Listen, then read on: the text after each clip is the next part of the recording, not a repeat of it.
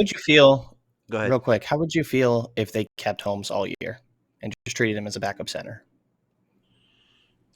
I think I would really hope that Holmes is okay with being back in that role. That would be a big thing because I don't know if he would feel comfortable back in that role after you earned the not only the security of the money, but you also kind of didn't want to come back to Sacramento. You wanted to go to Charlotte to be a starter. In his mind, I believe that he was the starter for the Sacramento Kings.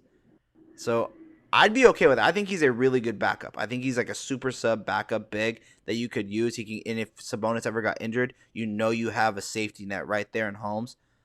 I just also think that he's also your best tradable asset in terms of contract, team friendly contract, and what he's capable of doing. And people have just forgotten how good he was because of last season.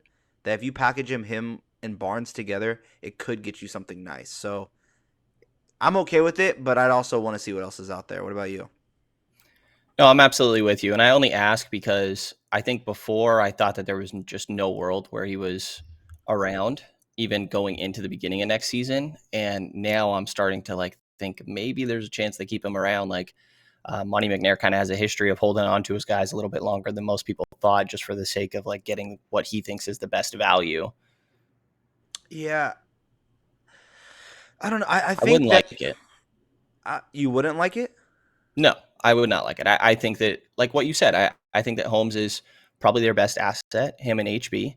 And I think that Holmes is on a decent value contract. Like, He's I on a think that team there are contract. enough other holes in the roster, specifically at the three, that you could go fill, and you already have that backup center spot kind of box checked. I think with Alex Len is serviceable enough when Sabonis is playing 33 minutes a night. Like, I think that for sure you should try to trade Holmes to round out the roster.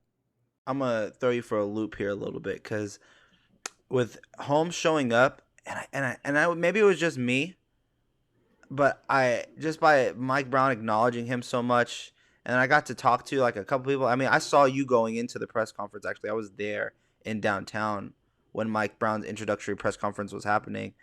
My thing was, I think that Richaun Holmes and Sabonis are gonna try to be on the court together. Like I think Mike Brown is gonna test that out, and I don't know how comfortable I am with that. Yeah, I don't like it. Um, Testing it is one thing, but like really going into there thinking it's going to work is different. You know, try it here and there. I guess I don't think it's going to work, but maybe like So Holmes might be that might be your five best players.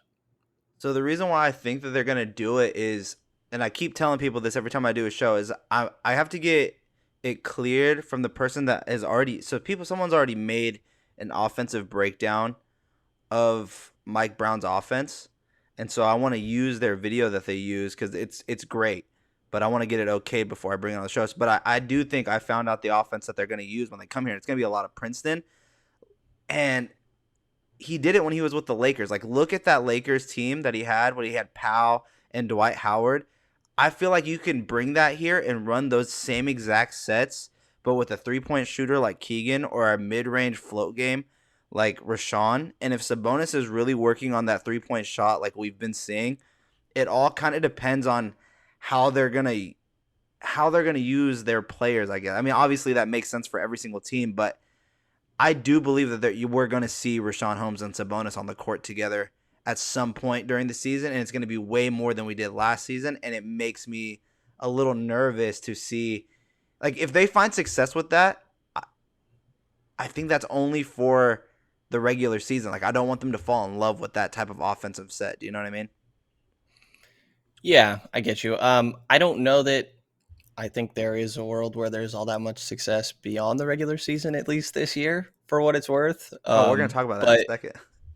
okay, okay. But I don't know. I could see it. I could see it. I know, like, yeah, he did run that with the Lakers. He ran it with Cleveland. I just think it's a little bit different, especially with De'Aaron not being a shooter. But unless you have some significant progress there, or maybe from Sabonis, like you kind of highlighted, if there is progress there, or even Rashawn, like Rashawn is really good from the mid range. All these big shoot 100 threes every practice for Sacramento. They all were having them do that last year. Like it's not like Rashawn never puts them up or anything. So maybe there's progress there. Like if there's unexpected progress from one of those three guys, then I could see it. Yeah, I can just see them flex between the Princeton offense, and I think the Princeton offense works a lot better when you have a HB Murray. But if you do Sabonis Holmes, you can see some horn set, and I'd be okay with seeing that, especially with the slashing that you can get with an HB, with a Fox, with a Monk, because like I said, I think Sabonis is a really good passer. He's arguably the second best passer on this team currently right now. So I want to see because it's not that I want to see. I just think we're going to see that set, and I'm okay seeing it here and there, but I don't want to see it more than like 4 minutes a game. I'm not ready for anything like that. But you said that you don't think the Kings are going to find too much success past the regular season. If I tell you right now that I think the Kings are going to make the playoffs, how crazy do you think I am? I don't think that's that crazy. I think they can make the playoffs.